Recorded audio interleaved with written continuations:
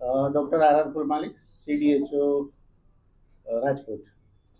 પરમ દિવસે જ્યારે અમને ખબર પડી કે ભાઈ આ રીતના ન્યૂઝ જે વાયરલ થયા છે, તો ગઈકાલે અમે લોકોએ તપાસ કરી હતી કે ભાઈ આની અંદર શું શું થઈ શકે છે.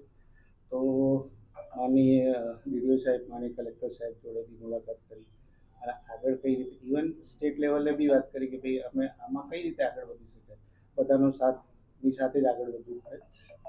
ગઈકાલે માનનીય DDO સાહેબે કીધું કે કમિટી બનાવીને તમે લોકો એની તપાસ કરો.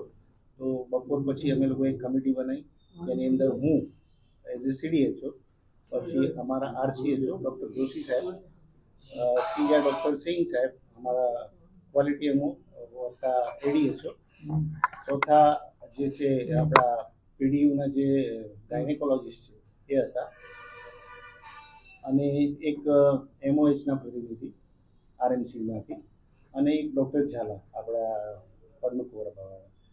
બધા જ અમે લોકો સાંજે 5 વાગે ગયા હતા અને આખી હોસ્પિટલના જે રેકોર્ડ છે એ બી જોયા, સાથે સાથે જ્યાં બનાવ બનેલો છે એ પણ જોયો, એમની સાથે ચર્ચા બી કરી બધી આખી. અને એમાં ચર્ચામાં એમણે એ કીધું કે ભાઈ 20 જાન્યુઆરીના દિવસે એમણે કંઈક પાસવર્ડ ચેન્જ કરવાની જરૂર પડી હતી, અને એમાં એ લોકોને એવું લાગ્યું કે ભાઈ આપણું કંઈક CCTVમાં કંઈક થયું હશે, પણ એ લોકોએ એના પછી પણ કોઈ એમાં શું કહેવાય કે એની માહિતી કંઈ આપી નહોતી જાણવા જોગતી હોતી. અને જ્યારે હોસ્પિટલની મુલાકાત લીધી તો ત્યાં જે લેબર રૂમની અંદર હતું એ કેમેરા લગાવેલા હતા એ વખતે.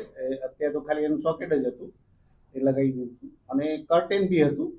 પણ એમાં એવું છે કે સપોઝ એ લોકો એવું કીધું કે ભાઈ જે એક પેશન્ટ હોય તો એ પ્રાઇવસી જળવાય છે એવું કરીને એ લોકો પ્રોસિજર કરતા હતા. પણ એ જે થવું જોઈએ, ત્યાં જો કેમેરા લાગેલા હોય તો એ પ્રાઇવસીની ભંગ થાય છે. એટલે એ આપણા મેડિકલ એથિક્સ પ્રમાણે અને CCTVના રૂલ્સ પ્રમાણે બી આપણે એવું કહીએ કે ભાઈ માન્ય નથી. સર, આવું કોઈ ભૂલ કરે, આ જે નિયમ વિરુદ્ધ કરે, તો એમની સામે શું કાર્યવાહી થઈ શકે, શું જોગવાઈ હોય છે? એમ તો ક્લિનિકલ એસ્ટેબ્લિશમેન્ટ એક્ટની અંદર એવી કોઈ જોગવાઈ છે નહીં અત્યારે, પણ CCTVના જે નિયમો કે એવું હોય લાગુ પડતા હોય તો, અને મેડિકલ એથિક્સની અંદર એવું કહે છે કે મેડિકલ એથિક્સ એવું છે કે પેશન્ટની પ્રાઇવસી પહેલાં, અને પેશન્ટની પ્રાઇવસી ના જળવાતી હોય, અને એમાં બી જો ફિમેલ પેશન્ટ હોય તો તમારે એટેન્ડન્ટ બી રાખવાનો છે, કર્ટેન બી રાખવાનો છે, અને એ રીતે એની પ્રાઇવસી, એની કોન્ફિડેન્શિયાલિટી બધી જ રહેવી જોઈએ એ છે. મેડિકલ એથિક્સની અંદર જો ના આવતું હોય તો આપણે એને નોટિસ આપીને એની સાથે સાથે એનો ખુલાસો પૂછી શકીએ પહેલાં, અને આગળની કાર્યવાહી જે આપણે પછી કમિટી ડિસાઇડ કરશે એ પ્રમાણે. લાયસન્સ રદ થઈ શકે કે એવી કોઈ કાર્યવાહી આમની વિરુદ્ધ થઈ શકે જો એમાં આવું કોઈ જોગવાઈ, અથવા તો ભવિષ્યમાં કોઈ આરોગ્ય વિભાગ આ પ્રકારના પગલાં લઈ શકે આ બાબતે? એટલે પ્રાઇવસીની જ્યારે વાત ક્લિનિકલ એસ્ટેબ્લિશમેન્ટ એક્ટની અંદર જે જોગવાઈ છે એમાં એવું કોઈ પ્રાવધાન થયેલ નથી.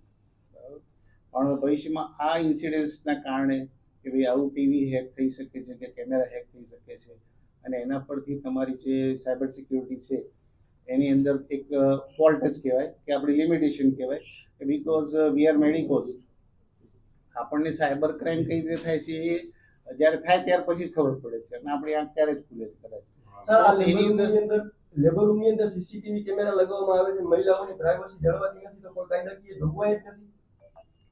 સર, મેં વાત કરી કે મેડિકલ એથિક્સની અંદર એવું છે જ કે ભાઈ એ પ્રમાણે એની પ્રાઇવસી ન જળવાય એવું ના થવું જોઈએ. પણ એ જે છે વસ્તુ પ્રાઇવસીનું ભંગનું જે છે આખું, એ ક્રિમિનલ પ્રોસિજર કોડની અંદર જતું રહે છે.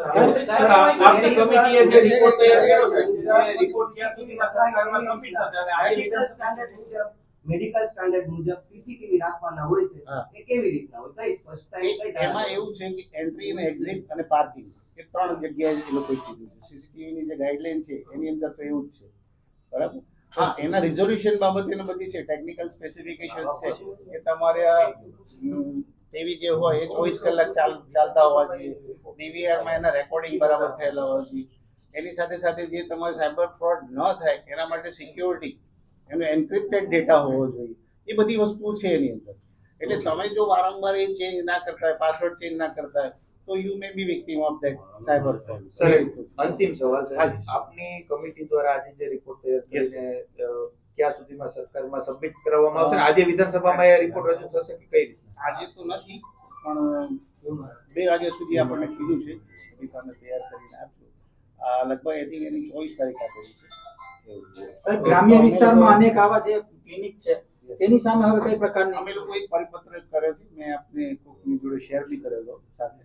બી તાલુકા હેલ્થ ઓફિસર ને primary health centre, CHC, SDH, even private હોસ્પિટલના જે IMA જે આપણું સંગઠન છે ઇન્ડિયન મેડિકલ એસોસિએશન, એના પ્રમુખને બી અમે લોકોએ એની માહિતી મોકલી છે કે ભાઈ આ રીતનું ક્યાંય બી બ્રીચ ઓફ પ્રાઇવસી થતું હોય તો પ્લીઝ એ જગ્યાએથી એ હટાવવા માટે પ્રયત્ન કરો. આપના દ્વારા તપાસ કરવા જવામાં આવશે.